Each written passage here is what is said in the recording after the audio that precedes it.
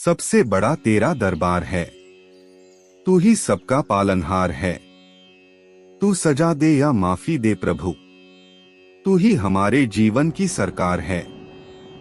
जैसे तेल समाप्त हो जाने पर दीपक बुझ जाता है, उसी प्रकार कर्म के सीन हो जाने पर भाग्य भी नष्ट हो जाता है। समय कभी एक जैसा नहीं होता, उन्हें भी रोना पड़ता है।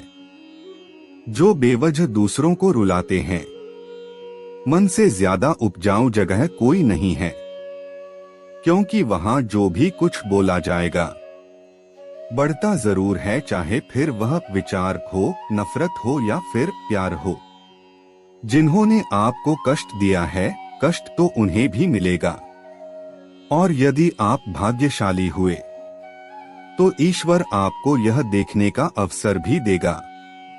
चमत्कार उन्हीं के साथ होते हैं जिनके मन में विश्वास होता है।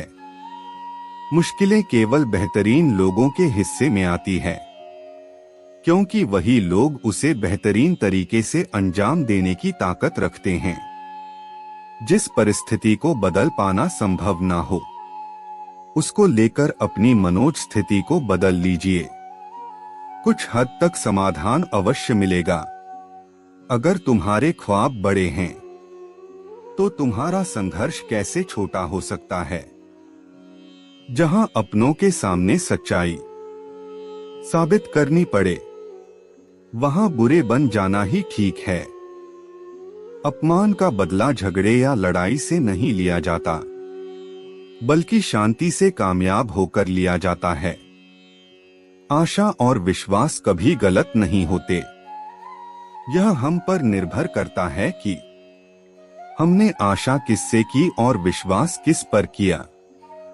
कभी कभी आप बिना कुछ गलत किए भी बुरे बन जाते हैं, क्योंकि जैसा लोग चाहते हैं आप वैसा बन नहीं पाते।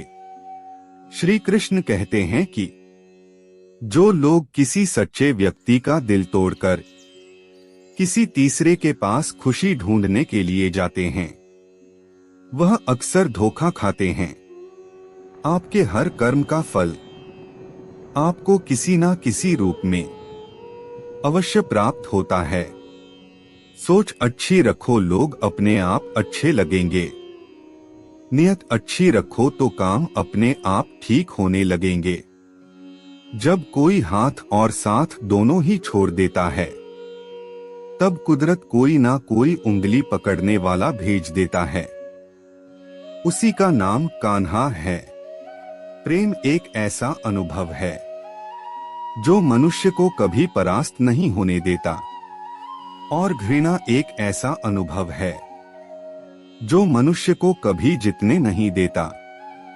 प्यार या प्रेम एक ऐसा एहसास है जो किसी भी इंसान को कभी भी असफल नहीं होने देता, और अहंकार या घृणा वह एहसास है जो किसी भी इंसान को कभी भी सफल नहीं होने देता। जीवन ना तो भविष्य में है और ना ही अतीत में। जीवन तो बस इस पल में है, केवल इस पल में। जो मनुष्य अपने जीवन को अपने अतीत या अपने भूतकाल के भरोसे जीते हैं, उन्हें श्री कृष्ण मार्गदर्शन देते हुए कहते हैं कि मनुष्य का जीवन ना तो उनके भूतकाल में है और ना ही भविष्य काल में है। मनुष्य के जीवन का असली सुख उसके वर्तमान काल में ही है। इसलिए हर मनुष्य को अपने वर्तमान के जीवन का पूरा आनंद लेना चाहिए और निस्वार्थ भाव से सत्य कर्म करते रहना चाहिए। राधा ने श्री कृष्ण से पूछा, प्यार का असली मतलब क्या होता है? श्री कृष्णा ने हंसकर कहा, जहां मतलब होता है वहां प्यार ही कहाँ होता है।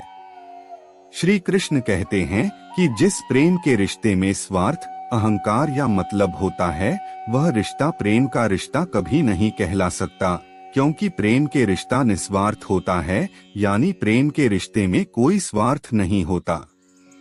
राधा कृष्ण का मिलना तो बस एक बहाना था। दुनिया को प्यार का सही मतलब समझाना था। श्री कृष्ण और राधा दोनों ने ही इस पृथ्वी पर कुछ विशेष कार्य को पूर्ण करने के लिए अवतार लिया था। उन दोनों का मिलना और मिलकर बिछड़ना एक प्रक्रिया मात्र थी जो पहले से निश्चित थी, और इसी प्रक्रिया के माध्यम से उन्होंने प्रेम के वास्तविक रूप को इस संसार को समझाया। जीवन में आधे दुख इस कारण जन्म लेते हैं क्योंकि हमारी आशाएं बड़ी होती है। इन आशाओं का त्याग करके देखो, जीवन में सुख ही सुख है। मनुष्य के जीवन के दुखों का मुख्य कारण उसके खुद की आशाएं और इच्छाएं होती है। मनुष्य की इच्छाएं काफी प्रबल होती हैं, और जब मनुष्य की इच्छा के अनुरूप कार्य नहीं होता तो उसका मन दुखी होता है। अगर मनुष्य अपनी इच्छाओं का त्याग करें तो उसके जीवन में सुख के अलावा और कुछ नहीं होगा। प्रेम और आस्था दोनों पर किसी का जोर नहीं। ये मन जहां लग जाए वही ईश्वर नजर आता है। हमारी मन की आस्था और हमारा प्रेम एक ऐसी शक्ति है जिस पर हमारा खुद का नियंत्रण होता है, और हमारी आस्था और प्रेम जिस चीज में भी लग जाए उसी चीज में हमें श्री कृष्ण के दर्शन हो जाते हैं, क्योंकि श्री कृष्ण का वास संसार के कण कण में है। अहंकार करने पर इंसान की प्रतिष्ठा, वंश, वैभव तीनों ही समाप्त हो जाते हैं। जिस मनुष्य के मन में अहंकार का वास होता है, उस मनुष्य के जीवन से उसकी प्रतिष्ठा, उसका वंश और उसका वैभव तीनों समाप्त होते चले जाते हैं। अहंकार मत कर किसी को कुछ भी देकर, क्या पता तू दे रहा है या पिछले जन्म का कर्जा चुका रहा है। जीवन में कभी भी दान देते समय मनुष्य को अहंकार नहीं करना चाहिए, क्योंकि हो सकता है जिसे वो दान दे रहा है उसे दान देकर वो अपने पिछले जन्म का कर्ज चुका रहा है। बुरे कर्म करने नहीं पड़ते हो जाते हैं, और अच्छे कर्म होते नहीं करने पड़ते हैं। मनुष्य को बुरे कर्म करने की आवश्यकता नहीं होती, बुरे कर्म खुद ही हो जाते हैं, पर अच्छे कर्म खुद से नहीं होते। मनुष्य को अच्छे कर्म स्वयं अपनी इच्छा से करने पड़ते हैं, तभी उसका जीवन सफल हो पाता है। जब आप प्रभु के साथ जुड़ जाओगे तो आपकी परीक्षा आरंभ हो जाएगी। कुछ लोग इसे दुख समझते हैं तो कुछ लोग प्रभु की कृपा।